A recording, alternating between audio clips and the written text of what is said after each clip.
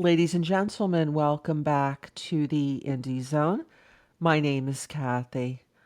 Over the past several days, many people in the community have been evaluating information from the very beginning of the case, the investigation into the catastrophic events that happened at 1122 King Road and resulted in the loss of Kaylee and Maddie and Xana and Ethan. Such things as body cam images of the first responders who responded to 1122 King Road from the Moscow Police Department, responding to a call for an unconscious person. Other evidence from the very beginning of the case that people are evaluating, analyzing, looking at, discussing. And as people have been evaluating this information that's been under seal for the better part of 3 years and looking at the origins of the case that became Idaho versus Kohberger, the question has been circulating of how was it that he was arrested? In order to consider that question requires discussion of the very early documents in the criminal case styled as Idaho versus Kohberger. And as you're looking at the evidence, such as the body cam images, such as the video that's been pieced together from various homeowners and businesses following a car, consider what the earliest documents in the case tell us. In order to begin the evaluation, one must go to the docket, Idaho Cases of Interest, State of Idaho versus Bryan C. Kohberger. The Idaho Supreme Court has included the case against Mr. Kohberger, the documents that began at the very, very early part of the case, Latah County, and then continued on through its closure in Ada County. So we have to go to the Latah County portion of the docket. And you're going to see several items right here. The first is listed as the criminal complaint, and this was signed by the lead prosecutor, Mr. Thompson, in Latah County. And then there's an arrest warrant, and then you see probable cause order, and then affidavit. These are the 4 documents from December 29th, 2022.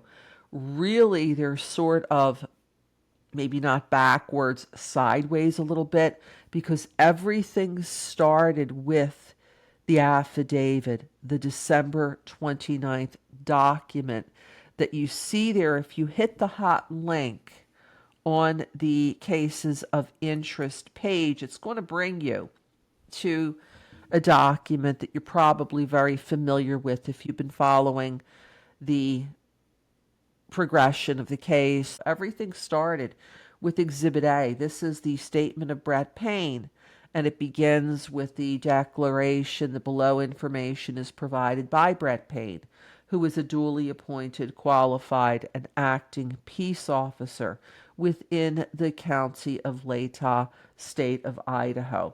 And he gives some background that he is employed by the Moscow Police Department in the official capacity or position of corporal and has been a trained and qualified peace officer for approximately 4 years. Corporal Payne is being assisted by members of the Idaho State Police, agents for the feds, and then he goes into what happened on November 13th, 2022, that approximately 4 o'clock p.m., Moscow Police Department Sergeant Blaker and I responded to 1122 King Road, Moscow, Idaho.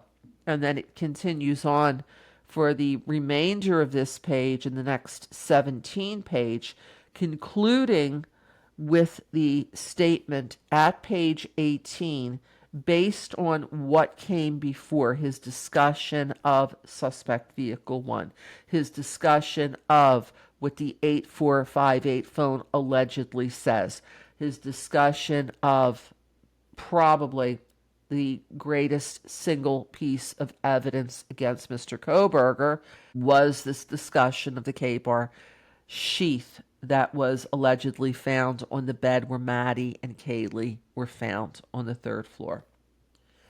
He asks for a warrant to be issued for Mr. Kohberger's arrest. He can't go out and arrest him without a warrant. So this really should be considered as document number 1 in the case, because nothing else that happened afterwards would have happened without this affidavit of probable cause. And we know that if we look at the criminal complaint. Page 1 tells us this was filed by William W. Thompson. And it says here, the undersigned, based on the affidavit of Brett Payne, complains and says that Bryan C. Kohberger in the county of Latah, state of Idaho, on or about November 13th, 2022, did then and there commit crimes against the people of the state of Idaho. That's why all of the documents from the case file say not the names of the victims versus Bryan C. Kohberger or their family members. It's the state of Idaho that brought and prosecuted this case against Bryan C. Kohberger. So you see here that this criminal complaint, where he then, this is Mr. Thompson, is asking the magistrate to go ahead and issue this warrant that Detective Payne also asked for.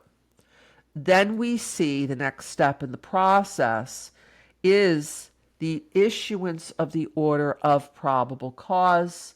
This is per Idaho Criminal Rule 4, and it says here, based upon the information provided under oath, alleging the defendant committed the offenses of. The only person who signed anything under oath is Detective Brett Payne. The complaint was not signed under oath, and the complaint again relates back to the affidavit of probable cause, so we can appreciate here that the probable cause order is also doing that. So it's the magistrate who has found probable cause to believe defendant committed the crimes shown above, wrote that there was to be no bail issued, and has signed this. And this is Judge Megan E. Marshall, back when she was the magistrate judge on December 29th, 2022 in Latah. She is now the district court judge. And then if we look back at the docket, we will see the next item to look at is listed as 2. This is really the 4th item in the sequence. And we see here the warrant of arrest stating that this is for a felony. And it indicates here any law enforcement officer in the state, information under oath having been presented to me on December 29th, 2022, and there appearing to be probable cause to believe that the public offenses of, and you see the 5 offenses that Mr. Kohberger was charged with. The court found that there was probable cause, has directed there was to be no bail. He was hereby to be committed to the sheriff of the county of Latah, state of Idaho, cites to statute here, and then it's signed by Megan E. Marshall. And of course, Mr. Kohberger was not in Idaho for any sheriff in Idaho to arrest him based on this warrant and the probable cause order. They had to, the officials in Idaho, work with the officials across the country in Pennsylvania, 2,500 miles away, where Mr. Kohberger was at the time. And he was, in fact, arrested in the early morning hours of December 30th, 2022. That arrest would not have happened without this affidavit of probable cause order, criminal complaint, arrest warrant. Without these things being filed in Idaho, he was not arrested for anything charged with any wrongdoing in Pennsylvania. It was Commonwealth of Pennsylvania assisting the state of Idaho in arresting Mr. Kohberger, detaining him, and then he ultimately waived extradition and decided to go back to Idaho voluntarily, and then the case continued thereafter until July 23rd, 2025, when the case was closed after Mr. Kohberger's sentencing. If you have any thoughts, any comments, any feedback that you would like to share regarding this matter, please leave it here. And until next time, this is Kathy. Thank you for joining us here today.